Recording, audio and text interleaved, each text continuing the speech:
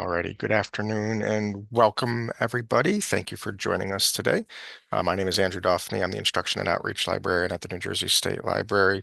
And it is my pleasure to welcome back our speaker, Larry Metzler, for part two of this Maximizing Social Security webinar series.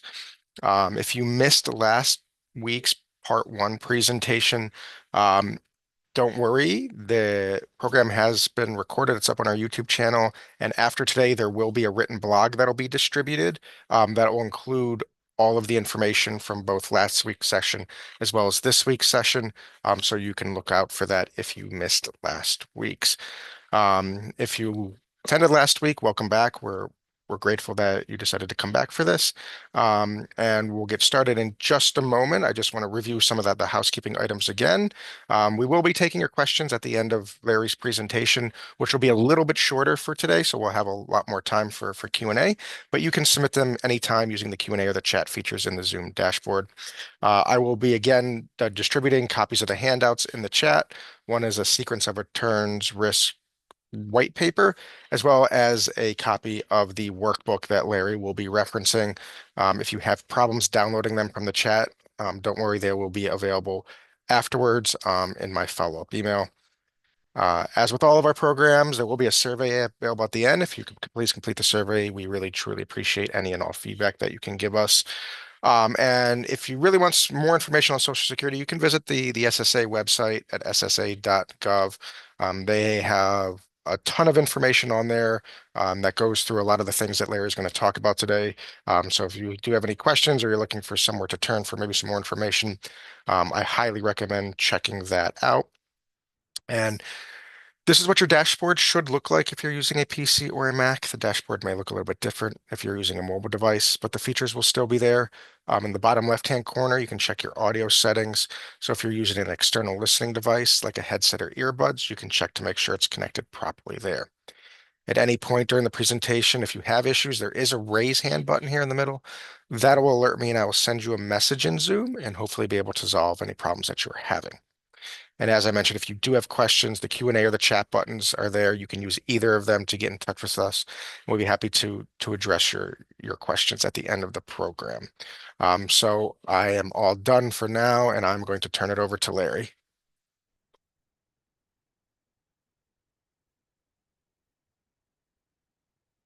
Okay, welcome back, folks. Again, if you've missed the presentation last week, we ended up last week talking about divorce spouse benefits. So we're going to start here today with the surviving spousal benefit rules and regulations. So the survivor benefit is going to be based on the higher earning spouse's benefits, including delayed credits. The spouse need not have already applied for the surviving spouse to receive the higher benefit, meaning if the spouse that was deceased was not in a claiming mode, that doesn't matter. The surviving spouse can still claim. Surviving spouse may claim reduced benefits as early as 60 or 50 if they're disabled, if not remarried prior to age 60. This kind of resonates with me. We had a couple in the neighborhood where I live about 10 years ago. Husband got brain cancer, passed away. He was 52. They had 2 kids, and obviously you can see from this slide that the surviving spouse couldn't claim until age 60. So creates kind of a problem in those areas where you have a younger spouse that passes away. If the surviving spouse was married at least 10 years and their ex-spouse dies, they may be entitled to a survivor benefit of the ex-spouse. So at full retirement age, depending on, again, on the date of birth, we reviewed that last week. At full retirement, the surviving spouse is entitled to 100% of the deceased worker's benefit, including any delayed retirement credits earned by the deceased. Now, again, I want to reiterate this idea that in most instances, if by way of example, if I had the higher earning spouse bringing in $2,000 a month in benefits and the lower earning spouse bringing in 1,000, assuming that the deceased spouse in this instance, the higher earning spouse, was at least full retirement age when they passed away, the spouse would be entitled to the $2,000 a month. In many instances, when people do their own planning, they kind of envision this as a good thing. Well, in fact, what happened here is twofold, as we talked about last week. One, we've lost, in my example, $12,000 of cash flow coming into the home, and because the surviving spouse now is single, they're going to be in a higher marginal tax bracket. So you want to make sure you really plan well in your long-term planning for this contingency. So here's a case study. Carry survivorship benefits. How do we calculate them? Well, here's the facts. Doug and Carrie are married. Doug unexpectedly passes away. Carrie is age 55, so clearly she's not at full retirement age. Neither was Doug. At 55, Carrie meets and marries John. At age 60, Carrie wants to claim her benefits on Doug's account, but was disallowed. Why? Because of her marriage to John. What does Carrie do? She, she divorces John. She's now able to claim her survivor benefit from her previous marriage to Doug. By the way, under New Jersey divorce laws, the inability to claim Social Security benefits isn't a legitimate cause of action for divorce. Uh, Now I have a question, little quiz here. Let's presuppose that John's benefit was substantially higher than Doug's. And at the same age situation, Doug passed away. Can Carrie claim Doug's higher benefit? And the answer is no. And the reason for that is they haven't been married for 10 years or more. So that's a question we get all the time when it comes to surviving spouse claiming. Guardian benefits, caring for grandchildren. Unfortunately, we are seeing an increase in situations where grandparents are raising children. So this is an issue that comes up from time to time. Parents of the child must be deceased, disabled, or the grandparent has adopted the grandchild. So once again, the parents of the child that's living with grandma or grandpa must have been deceased, disabled, or the grandparent has adopted the grandchild. It can't be just parents are alive and grandkids are living with grandma, grandpa. Grandchild must have begun living with the grandparent before age 18, and the grandparent must be providing at least half of his or her support for the year that the grandparent became entitled to retirement benefits. I'll suggest to you that if you have a child living with you, for sure you're contributing to at least one half of their support. There's no doubt about it at prices today. Parents of the child must not be making regular contributions to the child's support. So if they are receiving child support in any way, shape, or form, typically that's going to be a limiting factor in the grandparent's ability to claim any kind of benefits for the grandchild. If the grandparents are already receiving benefits, he, she, or they would need to adopt the child to qualify for the additional benefit. So adoption is a requirement. Obviously, that would be an additional cost to have that done. It's not something that's necessarily easy to do. So there's this perception oftentimes that if I have grandchildren living with me and I am providing at least 50% of their support, I am entitled to benefits by virtue of my supplying those benefits. No, that's not the case. We have this issue. They must be adopted in order for me to qualify that instance to get the increased benefit. Stepchildren and adopted grandchildren may also qualify. So in New Jersey, stepchildren, if you are classifying them as children of the blood, would qualify again once again if they are adopted.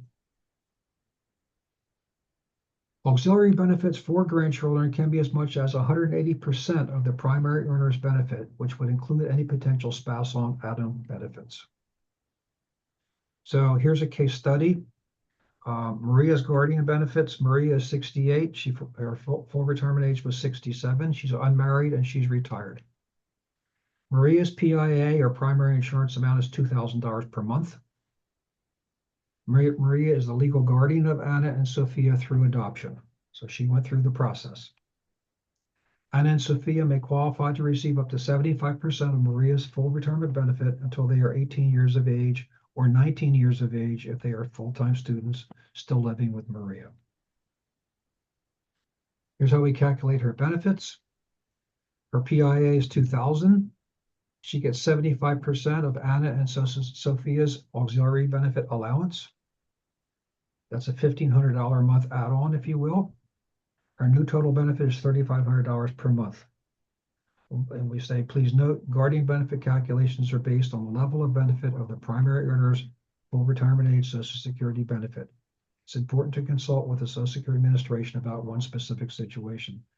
I would say this is probably one of the most complicated calculations to do, so I would not try to do this on my own. The Social Security Administration will help you to determine what you may be entitled to.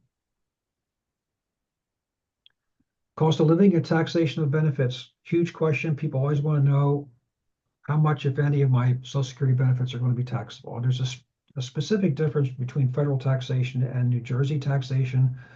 None of your Social Security benefits are taxable in New Jersey as we sit here today. You may or may not know there's also a pension benefit exclusion up to $100,000 of pension benefits in New Jersey.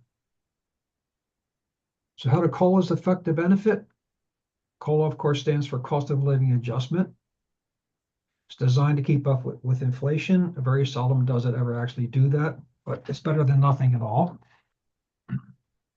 It's tied to the CPIW, which is the urban CPI, not the rural CPI. And once again, last week we kind of questioned what actually goes into this calculation of market basket of goods and services, heavily influenced by the price of fuel, gasoline.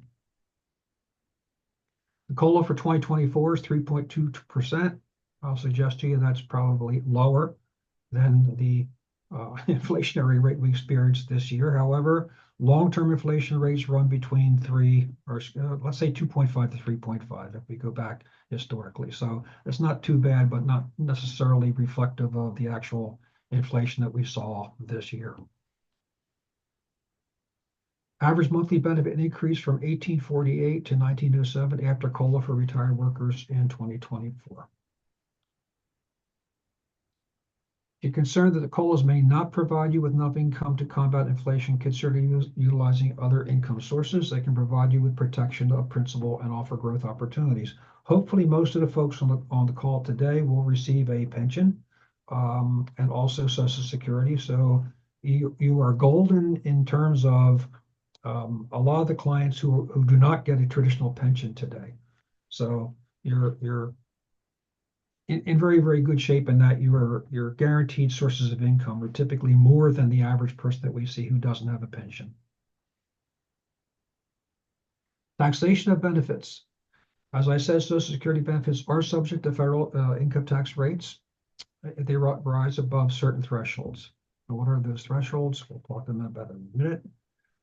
About 50% of Social Security recipients pay federal income taxes on a portion of their benefits.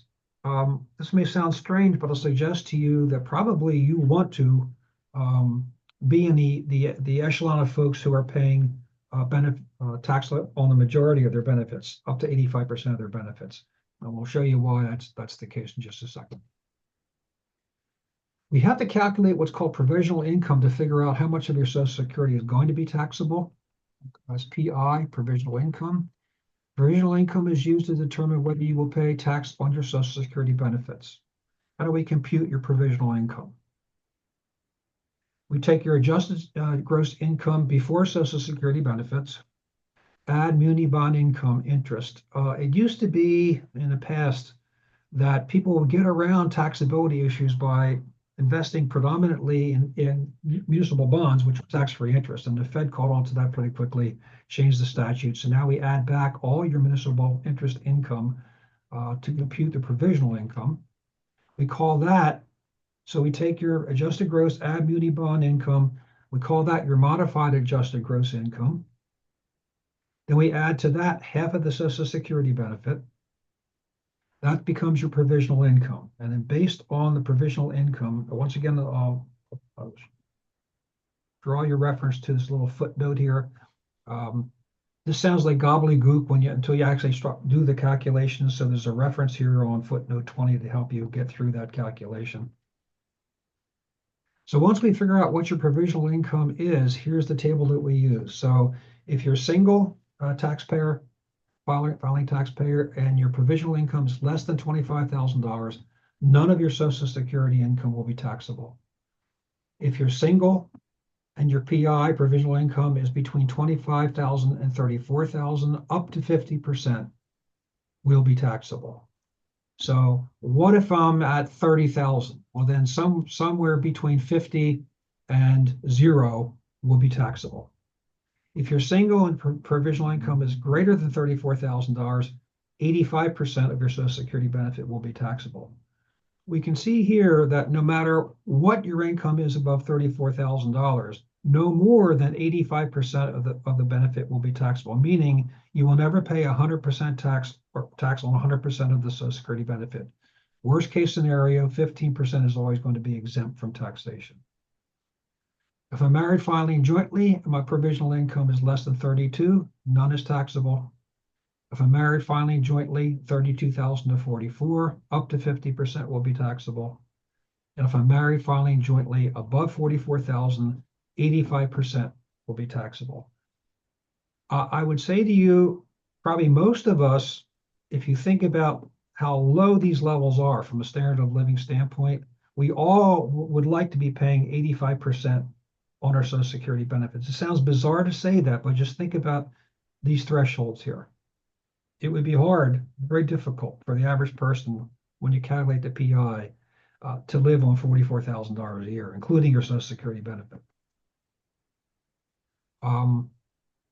We have a sort of a different relationship with taxation, as if you listen to some of my prior calls, in that you want to make as much money as you possibly can and pay as least tax as possible on that income.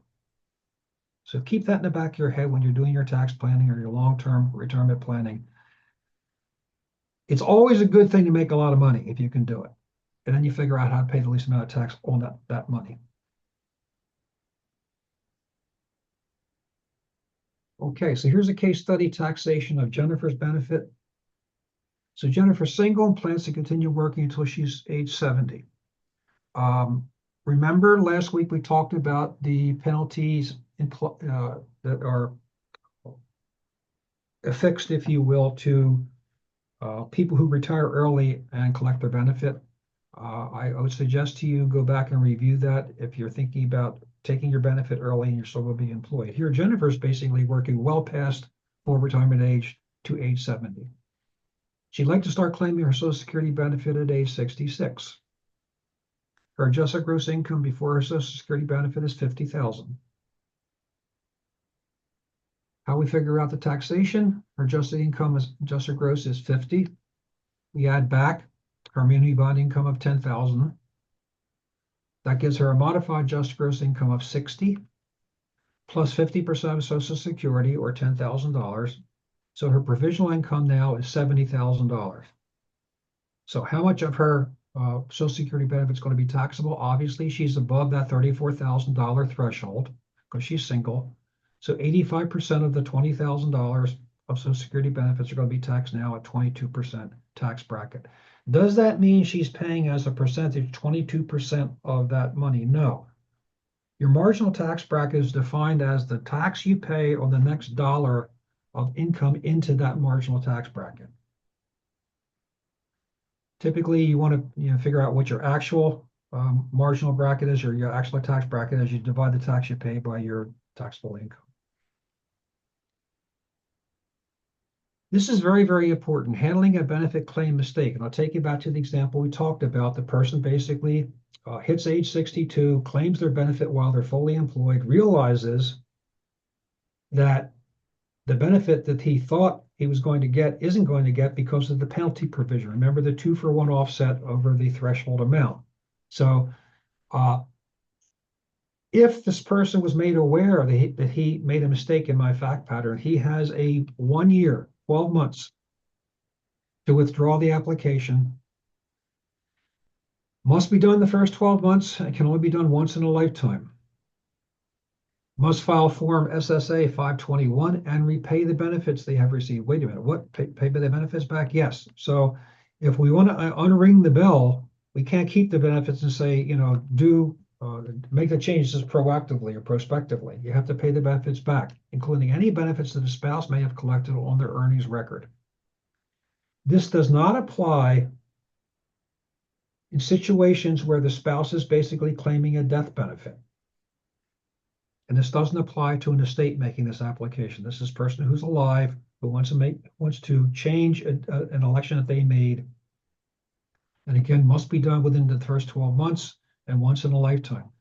The problem with the excuse me, the person who claimed her benefit at 62 and still fully employed is in many instances the administration will not notify you until after this 12-month period has passed. Uh, I wouldn't be so bold to say that this is purposeful, but I've seen situations too often where the notification comes 13, 14, 15, 18 months after the initial benefit was claimed. So once again, you're precluded from reversing that decision. So be very, very careful about that situation. Benefit suspension. There is an option that allows individuals who have reached full retirement to voluntarily suspend but not repay the Social Security benefits they may have received. So let's say I want to reverse a change. I get it done within the 12-month period, but I don't want to pay the benefits back. Essentially, what happens is the Fed will say, okay, if you're in full retirement, you can say to them, stop paying me until I have fully paid back those benefits that I want to reverse. So that's one of the options that you do have.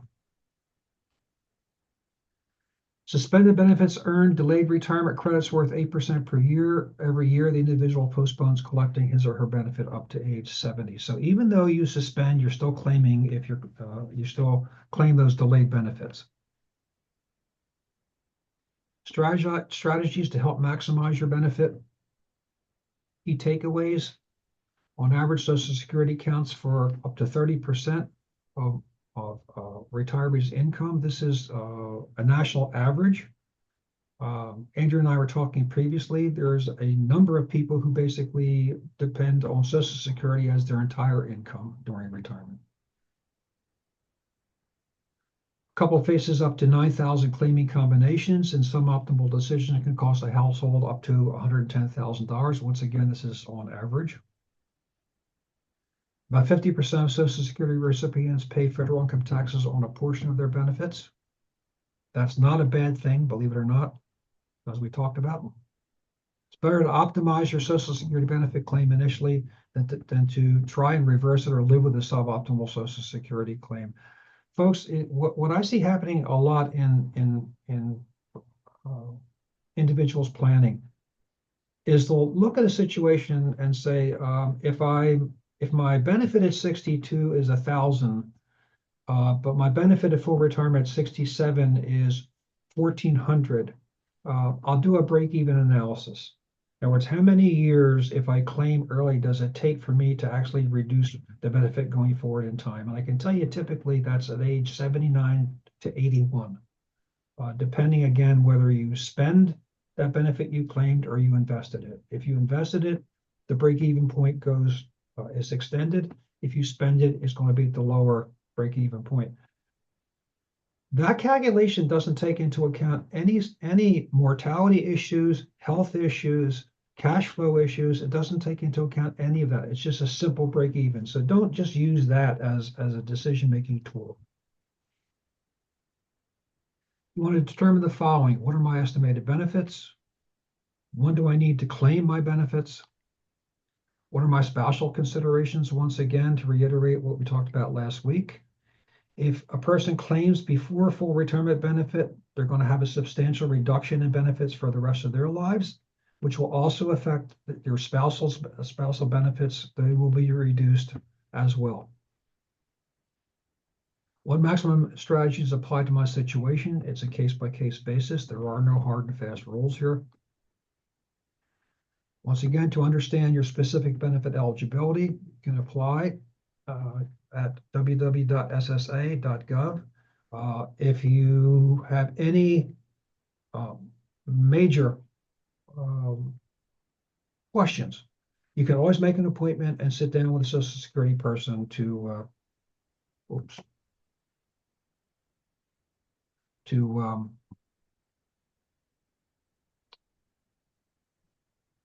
sorry guys,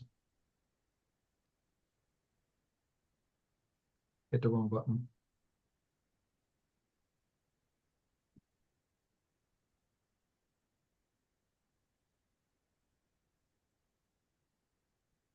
Okay.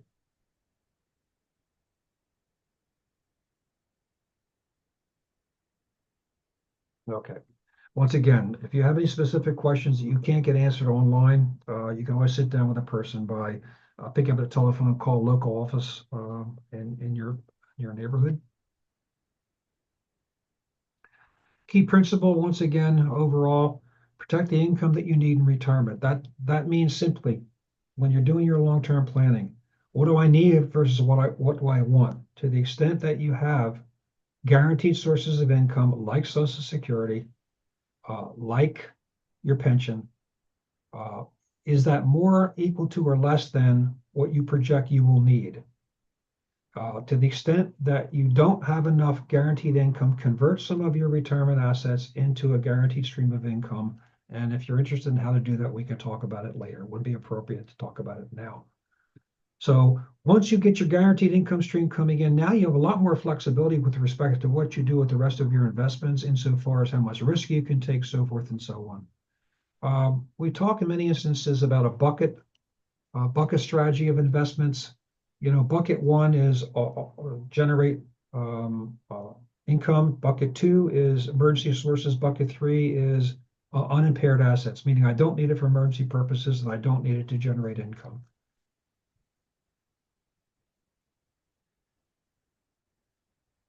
I think you're probably aware of this. Social Security benefits are expected to be payable in full on a timely basis until 2037.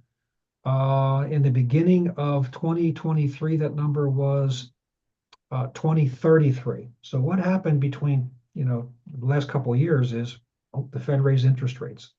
That made a huge difference in the projected longevity of the fund.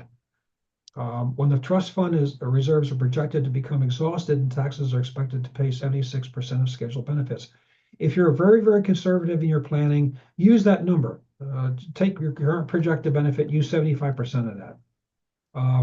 Question, do I think that the fund will be exhausted? No. Why do I think that's not the case? As we talked about last week, they're continuing to raise the threshold upon which Social Security benefits, excuse me, Social Security taxes are withheld from your wages. I would fully expect that to continue indefinitely. Also, I would fully expect that probably within the next 2 to 5 years, you will see um, full retirement ages being extended out. So I don't think if you're in your 60s right now or older, that your benefit's going to be in any way affected. I think certainly the younger you are, the more concern I would have with the longevity of the fund. So conceptually, once again, we want to plan for the income that you're going to need now and in the future: shelter, food, clothing, so forth and so on, to protect the income for what you want to do, typically in retirement: traveling, buy a second home, educate probably your grandkids, hobbies, memberships, so forth and so on. Potential sources of guaranteed income, we know: Social Security, pension, annuities can be utilized to generate income. Real estate, only if it's investment real estate. Your investment portfolio and your 401k are typically not suitable as guaranteed income sources, just by virtue of the underlying investments in those particular classes of investments. We talked at great length last week about these risks associated to a well-planned retirement. Once again, Social Security makes up the biggest chunk in many instances of the other pieces of the pie. The risks, clearly: longevity, living too long. Remember, we talked about the issue of addressing long-term care. Liquidity, we mentioned here this idea of getting a HELOC on your primary residence, home equity line of credit, to provide a ready source of cash without in any way, shape, or form having to sell off securities to generate that cash. Think in terms of the old adages: is if it's a single person working in the house, you want to have 6 months of living expenses in a liquid place. If both spouses are working, some wags basically say 3 months is okay. I stick with the 6. So HELOC, I know Andrew told me there was a question from last week: is a HELOC transferable to a new owner? No. It is your line of credit on your house while you own your house. So typically lines of credit have to be shut down if you're going to convey the house to a new buyer. And presumably when you buy your new home or the replacement home, you can get your HELOC on that house. But if that's after retirement, that's not going to happen. Or I should say it's going to be very difficult for that to happen. Um, Inflation, obviously, something you have to plug in. Once again, 2.5 to 3.5%. I use the higher number in our planning here. Market risk, we talked last week about sequence of returns risk and the associated devastating effect that that can have on your retirement if, in fact, you have to monetize your portfolio to generate the income that you need. Mortality, dying too young. Once again, that addresses the issue of the loss of the lower earning spouses' Social Security benefit and the resultant change in their filing tax bracket. Uh, Taxes always are going to be something you want to focus on. Um, Depending again on your current projections and your current age, do Roth conversions play a role in reducing taxes long term? Also, in determining from an inheritance standpoint, by virtue of Secure Act 2.0, planning for what happens to those retirement benefits if they pass on to your children. The fact that they have to be withdrawn over no more than a 10-year period of time. So all those things play into your long-term planning. Once again, this is me and my wonderful photograph here. So that is the end of today's presentation, folks. Please, whatever questions you have, fire away. All right, thank you, Larry. If anybody has questions about anything, please feel free to send them our way, and we'll be happy to address them. And you can send them either using the chat or the Q&A option.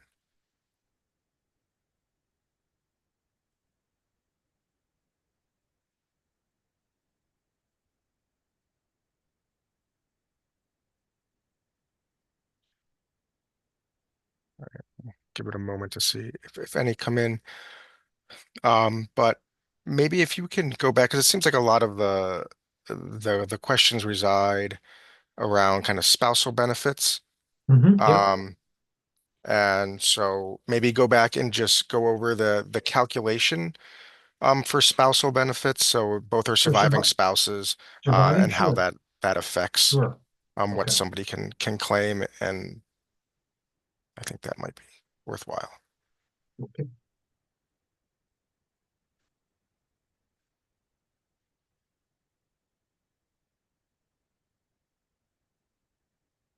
okay.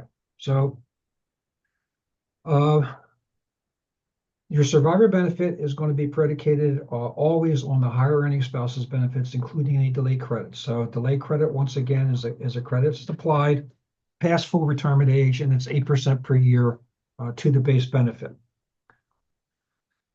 So the deceased spouse need not to have already applied for benefits for the surviving spouse to receive the higher benefit, meaning they passed away before full retirement, or they passed away uh, past or before full retirement, or they passed away after full retirement and they're into a delay credit mode, meaning they're not claiming their benefit. Surviving spouse may claim benefits as early as age 60. That's the threshold. So if the higher earning spouse passes away at age 56, there's no benefits the surviving spouse can claim prior to attaining age 60. If they have children under the age of 18, the children will get the benefit, but the spouse will not. And that's a whole separate calculation. If the surviving spouse is 50 and they're disabled, they can claim. But traditionally, in a standard or the normal situation, not before age 60, which creates a real issue. And that kind of militates back to a review of what are the life insurance coverages on the spouses to make sure that there's not a catastrophic event that occurs in an early death scenario.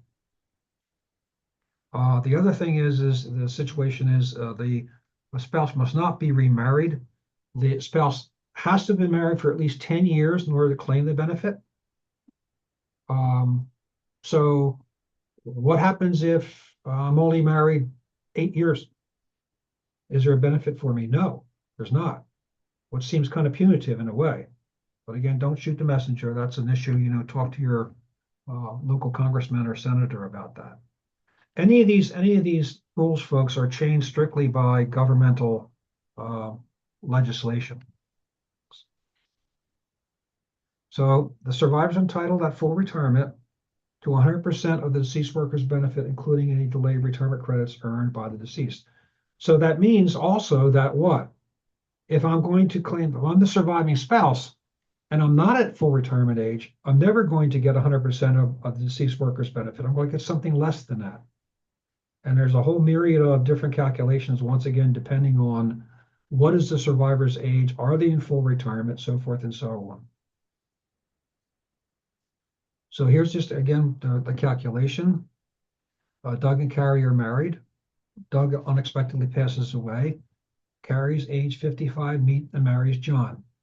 So let's stop right now. So if the question is okay, can Carrie claim Doug's benefit? The answer is no. She's married, right? As soon as you remarry, you lose survivor benefits. At age 60, Carrie went to claim Doug's benefit, was disallowed because of her marriage to John.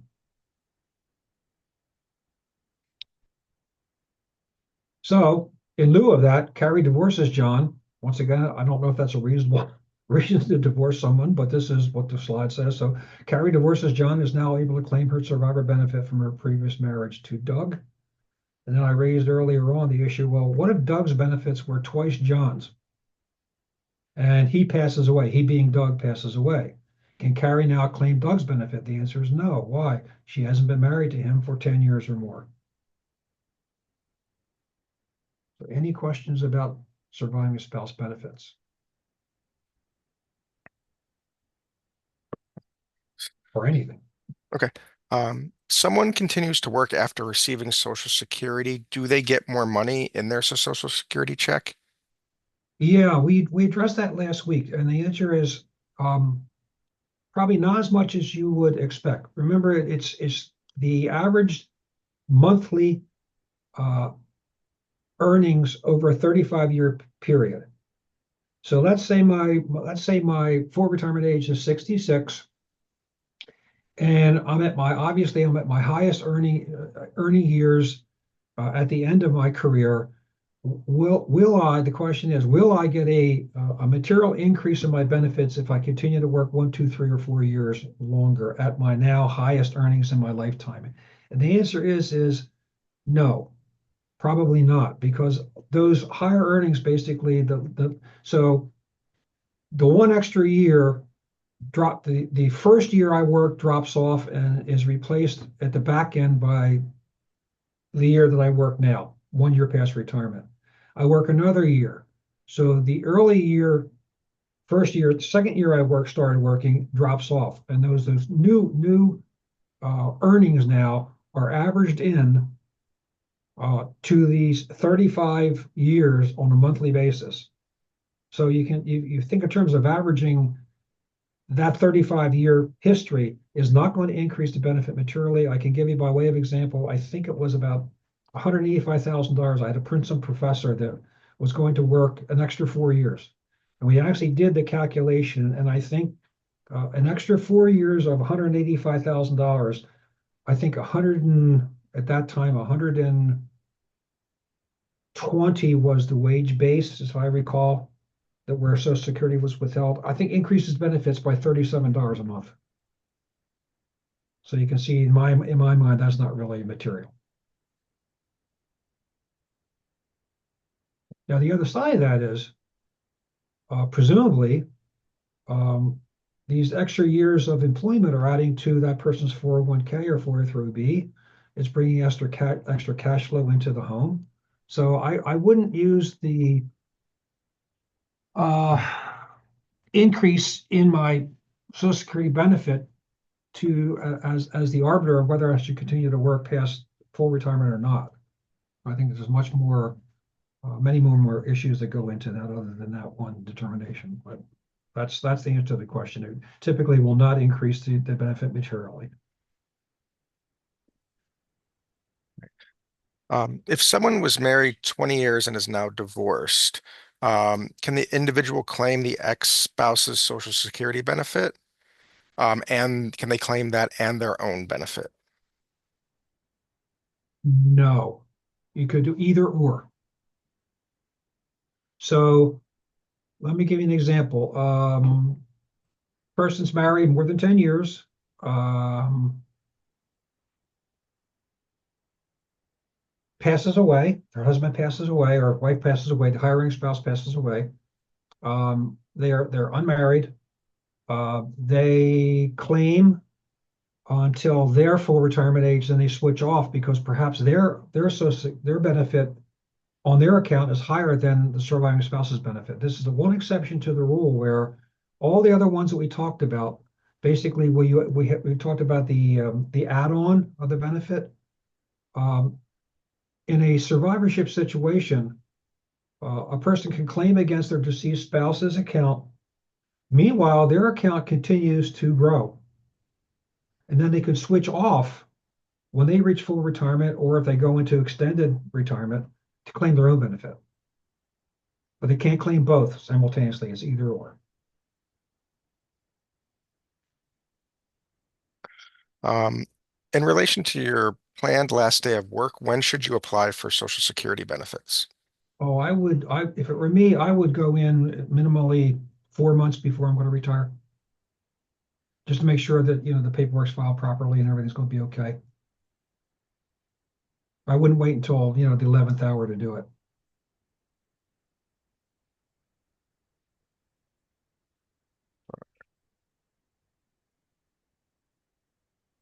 Um, I'm 61 and working. My husband passed away 8 years ago at age 58, and I didn't remarry. Can I claim his Social Security benefits now and continue working? Yes, yes. Now it's going to be because, obviously this person's over 60, so we know that he or she qualifies for the benefit. But because they're claiming prior to their full retirement age, the spousal benefit is going to be reduced pretty dramatically. But, to answer the question, accurately, yes, absolutely, they can claim. Yeah. How much should an entrepreneur be contributing to Social Security? That's not optional. What happens is that's your when you do your taxes. The If you're self-employed, meaning you are a sole proprietorship or you have a LLC or something like that, you're paying your Social Security taxes um, when you file your tax return, and you're paying both sides of it. If you're an employee, your employer pays half. Think in terms of the benefit is roughly 16%. Excuse me, the tax is roughly 16% when you factor in your Medicaid and so forth into it. So if you're an employee, your employer pays half of that, you pay half. If you're self-employed, you pay both sides of that or the full amount. So it's not an option to pay in or not pay in. It's automatically going to be part of your tax calculation.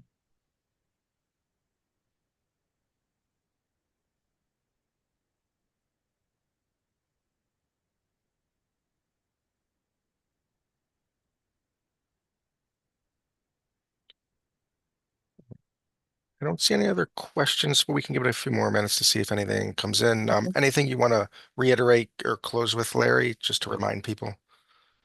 Just this whole idea of, as you well know, Andrew, in my experience, people start planning for their retirement way, way, way too late in life. I don't care how old you are.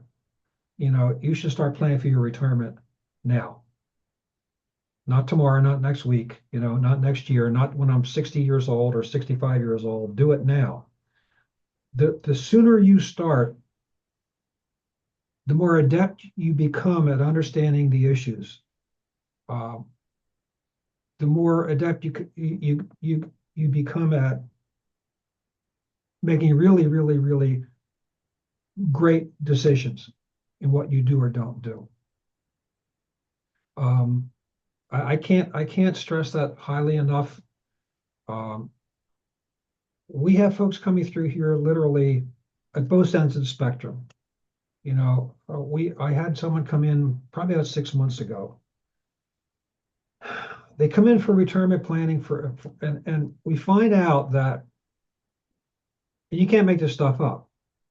They've got Parent Plus loans that they signed for their college kids, college age kids to go to school, that they'll be paying out to age 69.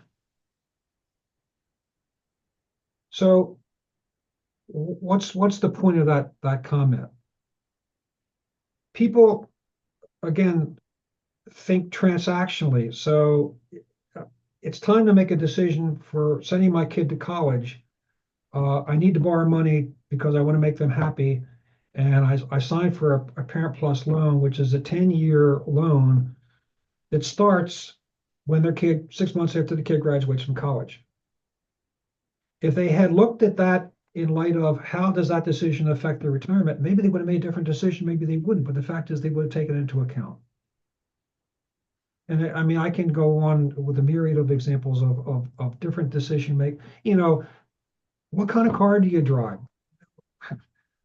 How much do you eat out? What kind of clothes do you wear? What kind of house do you live in? Are you concerned about what the Joneses, what your neighbors think, or not? All these psychological issues play into this ultimate retirement planning result that you're going to have to live with when you no longer have earned income coming in. And there's no wrong, right, or indifferent answer to these issues. My point is that the sooner you start, the more you start getting into addressing these issues before they become irrevocable, before you have the opportunity or you lose the opportunity to change the outcome. I mean, I'll submit to you, and here's a classic situation. A wealthy client comes in and says, "Hey, Larry, we've always wanted to buy a vacation home down the shore or in Florida or whatever. Can we do this?" Okay. Secondarily, should we do this? Can we do this is nothing more than, based on your cash flow and so forth and so on. If it's a one-dimensional decision, yeah, sure, you got enough cash flow to carry it. Should we do it? That's a whole different focus and analysis. Should we do it? Basically, now it starts plugging in. When do you want to retire? How do you want to retire? What expectations do you have for inheritance left to your children? What kind of college or do you want to provide for your kids? If you're older, do you want to provide any educational funding for your grandkids? I mean, all of these things come into play here, but very seldom, if ever, do people address them in a macro sense. They address them transactionally as it pops up, as it occurs in their life. So that's if I can leave you with anything, I am a devotee of long-term planning. Start as soon as you can. Be real with yourself. Don't lie to yourself. People do that all the time. And don't base your life on what you think people think of you. There's nothing to do with anything. But many people are driven by that unfortunate motivation.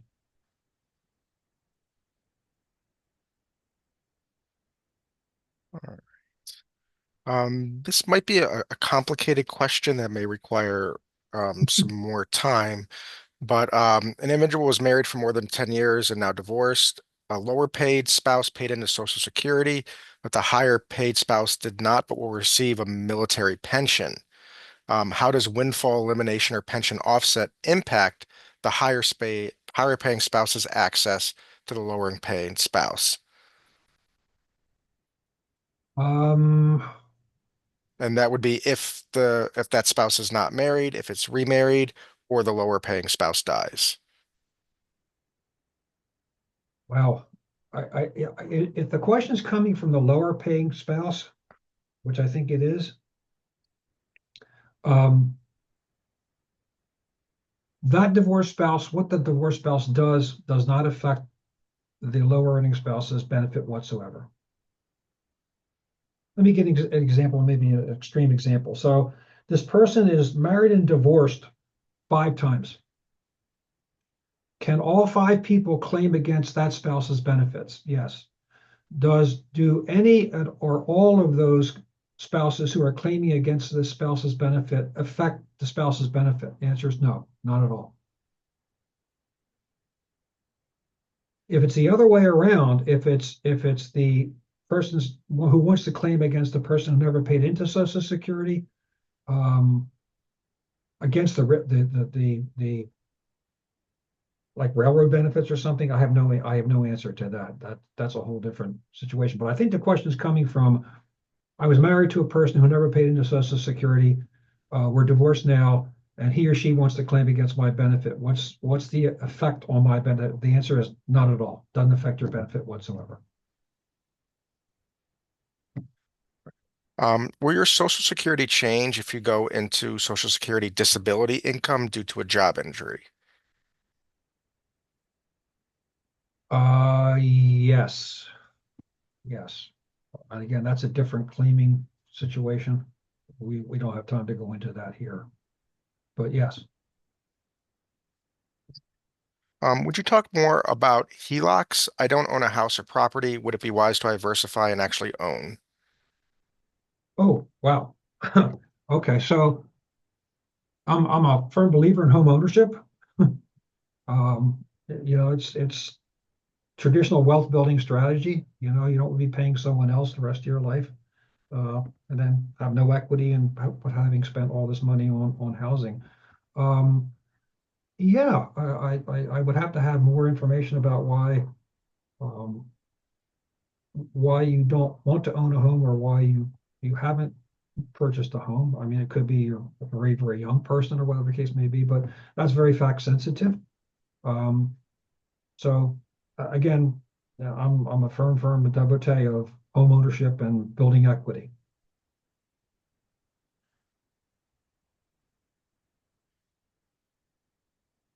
Alrighty.